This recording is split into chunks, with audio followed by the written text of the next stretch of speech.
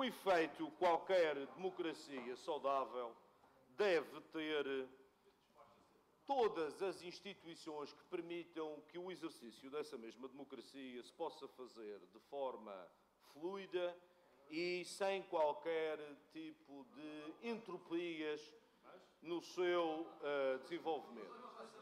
É por isso que eu, do ponto de vista, e o grupo parlamentar do PSD, vê esta proposta, ou a proposta da criação de uma entidade como esta, com bons olhos.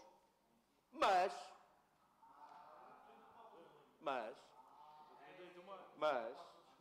a única coisa em que nós concordamos, aliás, há duas coisas em que nós concordamos com o JPP. No nome, no título, Unidade Técnica de Apoio Orçamental, estamos de acordo, e estamos de acordo com o articulado no que diz respeito às competências. Aliás, o articulado que nos é apresentado é uma cópia do articulado nacional e da proposta que é feita nos Açores. Portanto, é uma cópia, portanto, não há aqui nada de novo, nada de original, nada de criativo, nada de impressionante. E, portanto, uma vez que nós estamos de acordo, mas estamos de acordo nessas duas, apenas nesses dois eixos. Agora, não deixa de ser sintomático que a segunda frase utilizada pelo Sr. Deputado Delvio Sousa foi esta. A proposta que nós apresentamos é passível de ser corrigida, alterada, melhorada, acrescentada, retirada, na especialidade. Ao Sr. Deputado Delvio Sousa, eu acho que devia ter mais confiança nas propostas que apresenta. Quando parte do pressuposto que a proposta que apresenta é fraca e carece de todo o tipo de remendos, todo o tipo de acrescentos, todo o tipo de melhoramentos, ao Sr. Deputado, não é um bom início para uma discussão que se quer construtiva.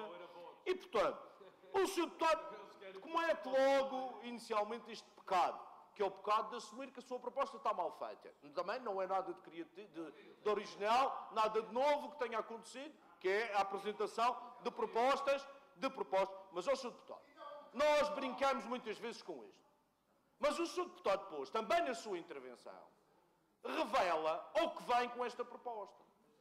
Em parte nenhuma do mundo, Sr. Deputado, em parte nenhuma do mundo, uma unidade técnica de apoio orçamental é um gabinete de consultoria de qualquer grupo parlamentar ou qualquer partido político. E é isso que o Sr. Deputado quer. Deixe-me que lhe informe como é que funciona a unidade técnica de apoio do Parlamento Nacional. Ela não está ao serviço dos partidos ou de um partido individualmente. Ela depende da Assembleia da República, do seu plenário e da sua mesa. Ela tem um conjunto de competências elencadas. E dentro dessas competências tem a liberdade de atuação. Ela tem que apresentar um plano de atividades daquilo que vai fazer. E é isso que acontece. E não está ao serviço. Não é porque o JPP um dia, e como a Sra. Deputada Sílvia Vasconcelos também afirmou, que muitas vezes nós, ou os partidos, apresentam propostas e são criticados por não apresentarem o seu impacto orçamental. Senhora Deputada, a UTAL não está para ser subcontratada pelos grupos parlamentares para apresentar o impacto orçamental das suas propostas. Esse trabalho continua a ser da exclusiva e obrigatoriedade por parte dos partidos. Porque nós temos que ser responsáveis, Senhora Deputada. Os grupos parlamentares têm que ser responsáveis. Quando apresentar propostas, não é tirar para o ar, não é dizer, olha, está aqui uma proposta, os senhores depois façam as contas e vejam quanto é que isto dá. Não é assim que as coisas devem funcionar. Os partidos, e até porque são financiados para tal, devem dotar as suas estruturas com capacidade de avaliar os impactos orçamentais das suas propostas e percebermos todos o que é que está em causa. E esta é uma delas. O Sr. Deputado próprio também confessou que não sabe quanto é que isto vai custar. Mas não é isso que está em causa. A democracia tem custos. E o exercício da democracia tem custos. Quanto a isso, estamos todos de acordo. E as conversas demagógicas dos jackpots e disto e daquilo, das duas uma. Ou nós queremos que a democracia funcione, ou então também podemos permitir que haja financiamentos privados. Mas aí depois vem o monstro dos privados que andam a manipular os grupos parlamentares. Portanto, senhor deputado Gil Canha, senhora deputada Raquel Coelho, que gostam muito de abordar estas questões dos jackpots e do financiamento dos grupos parlamentares, deixe-me que lhe diga, não se pode querer o sol na eira e a chuva no nabal. É uma regra básica. E, portanto, em relação a esta matéria, o que eu queria dizer é o seguinte. Esta proposta, como já foi aqui dito, carece de uma antecâmara preparatória para que ela possa ser posta em prática.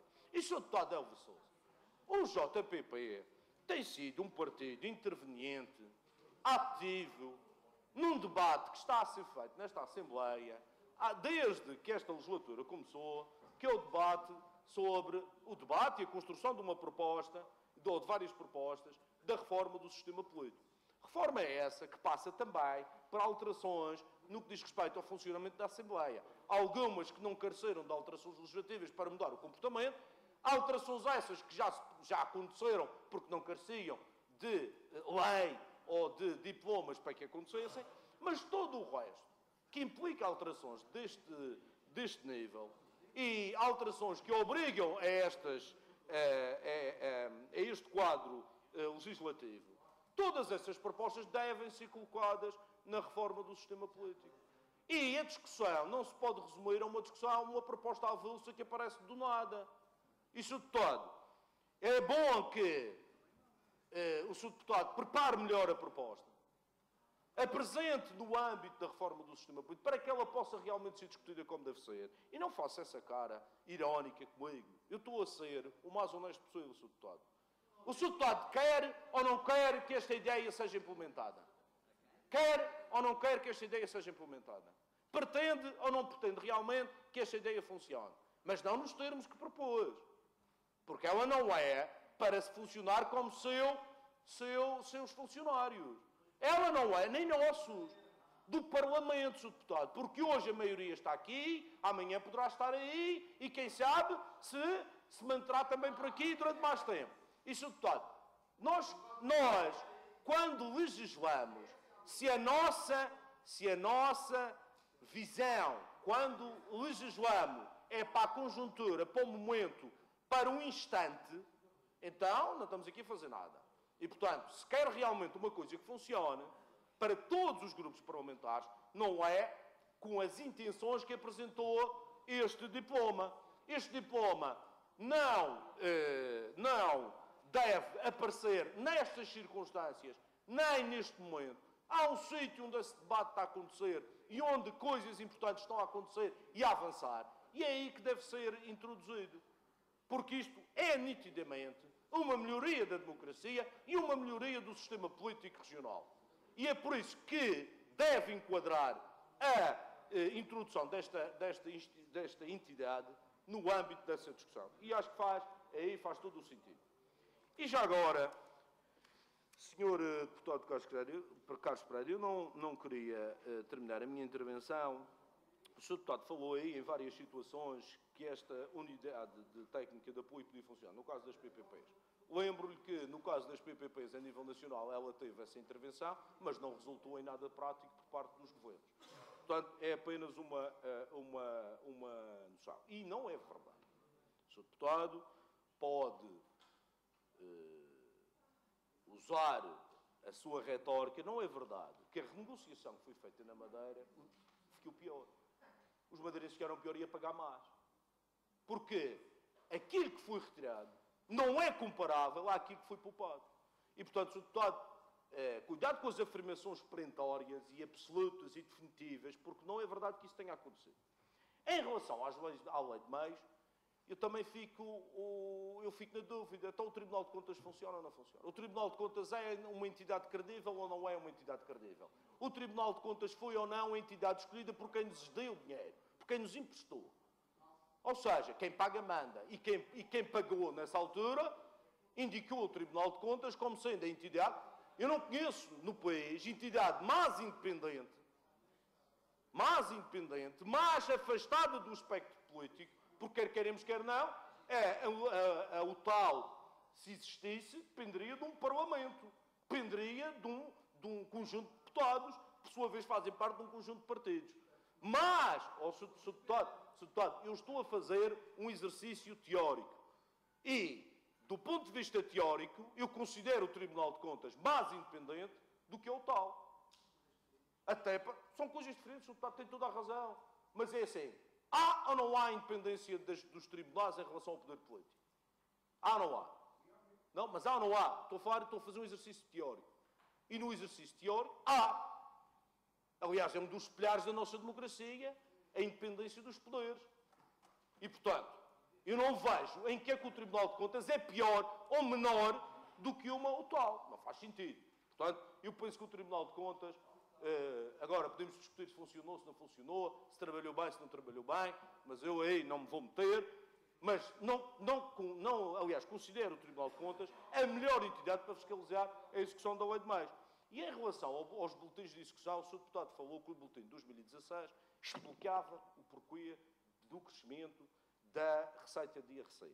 E que o boletim de 2017 não explicava o decréscimo da receita de IRC. Mas também deixe-me que lhe diga, não explica da mesma maneira que o outro não explica. E agora passo eu a explicar. Passo eu a explicar. Sr. Deputado, em parte nenhuma no boletim de 2016 diz quais as empresas, ou quantas empresas, é que contribuíram para o crescimento do IRC. Da mesma maneira que o boletim de 2017 não refere que foram duas empresas que Sr. Deputado, não faz parte da natureza do boletim. Não diz. Diz que há uma diminuição da receita de IRC. Da mesma maneira, ponto. Da mesma maneira que do outro lado também faz uma afirmação genérica a dizer que houve um aumento da receita de IRC. E, portanto, é uma constatação. Se o Sr. Deputado ler bem o boletim de discussão orçamental, o texto que lá vem não passa do que uma descrição daquilo que se vê nos quadros. Uma explicação melhor daquilo que se vê nos quadros. Não há nada de substancial nessa matéria.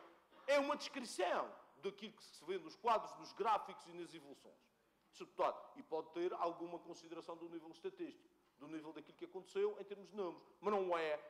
Eu percebo o que é que o Sr. Deputado quer em termos do boletim. Mas o boletim de discussão orçamental é assim na Madeira, como é assim a nível nacional.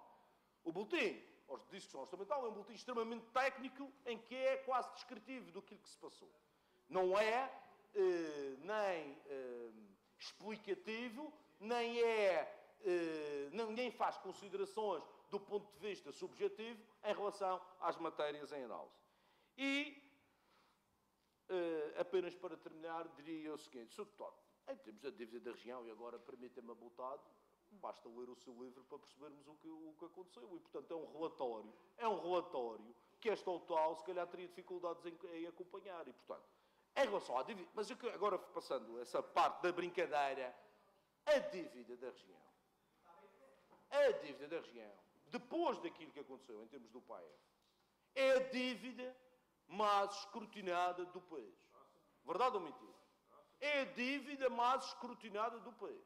Durante o PAEF, nem ligar o interruptor que nós podíamos sem pedir autorização a Lisboa. Passa o exagero.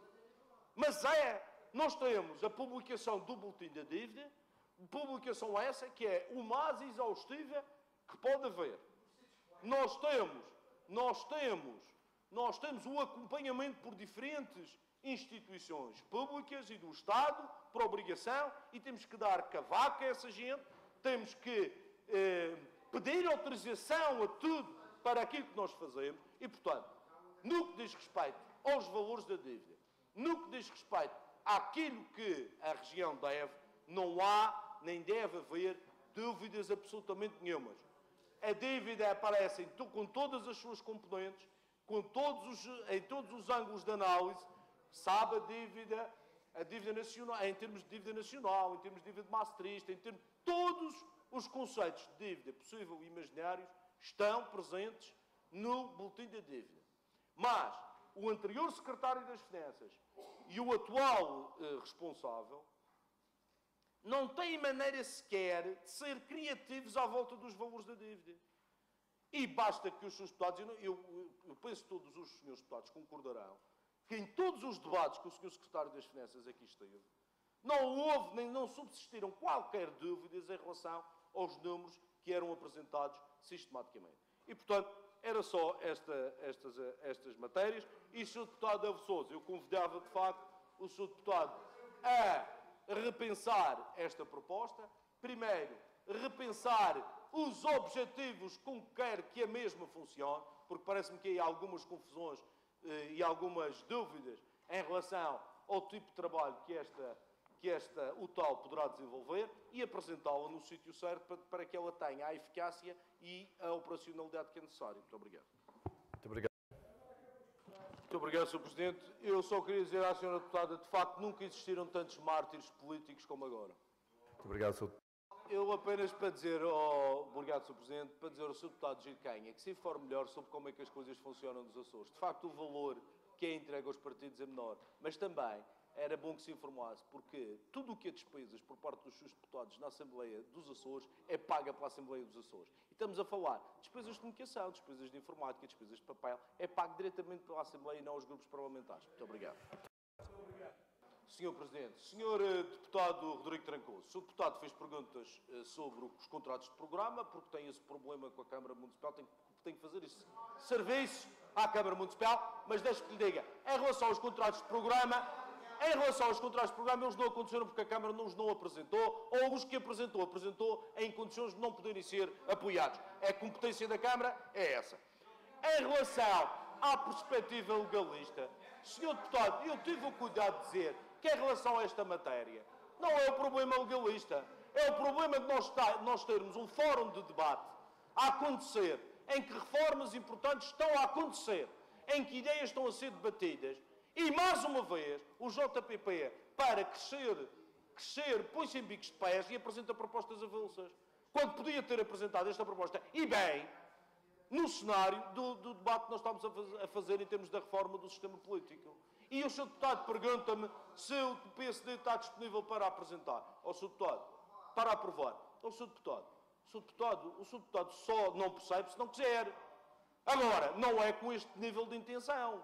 Não é uma tal que seja um gabinete de consultoria para o JPP, ou para o Bloco de Esquerda, ou para o Partido Comunista, ou para os deputados independentes, ou para o PSD até.